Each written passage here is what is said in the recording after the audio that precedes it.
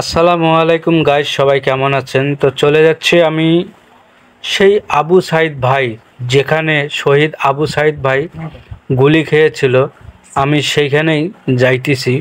তো চলমান রাস্তায় চলছে কারপুজারি, চারিদিকে শিমশাম, কোনো গাড়ি ঘোড়া নাই। টুকটাক কিছু মোটরসাইকেল এবং কিছু অটো চলাচল করতেছে। চারিদিকে খুব শিমশাম চলছে।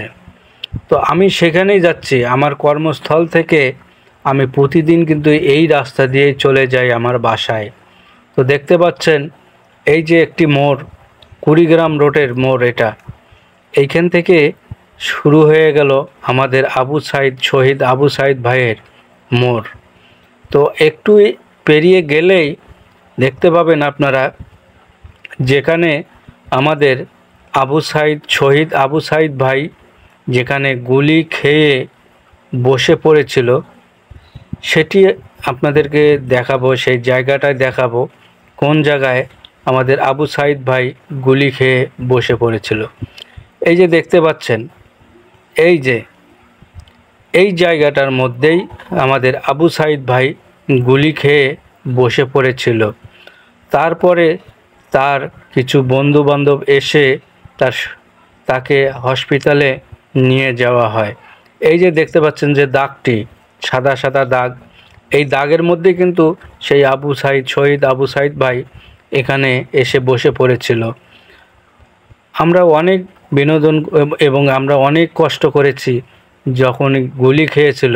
এই যে এখনও প্রায় দাগ রয়েছে। এই যে ভার্সিটির গেটটা, 1 নম্বর গেট আপনারা দেখতে পাচ্ছেন, যেখান থেকে গুলি করা হয়েছিল। এই যে সেই গাছটি, এই যে এই জায়গায় দেখতে পাচ্ছেন, এই যে আবু সাইদ ভাই গেট দেওয়া হয়েছে এবং এইখানে কিন্তু তাকে গুলি করা হয়েছিল। তো অবশ্যই আপনারা ভিডিওটা শেয়ার করে দেবেন এবং কমেন্ট করবেন আপনারা কেমন আছেন। আমরা তার মাগফিরাত কামনা করি, যেন আল্লাহ পাক তাকে যেন বেহেশত নাসিল করে, আল্লাহ পাক যেন তাকে বেহেশতবাসী করে। আর তিনি কিন্তু মারা গেছে মহরম মাসের 9 তারিখে। এই যে দেখতে পাচ্ছেন এই দোকানগুলো তার পিছনে ছিল, এই জায়গাটার মধ্যে সেই আবু সাইদ ভাই বসে পড়েছিল।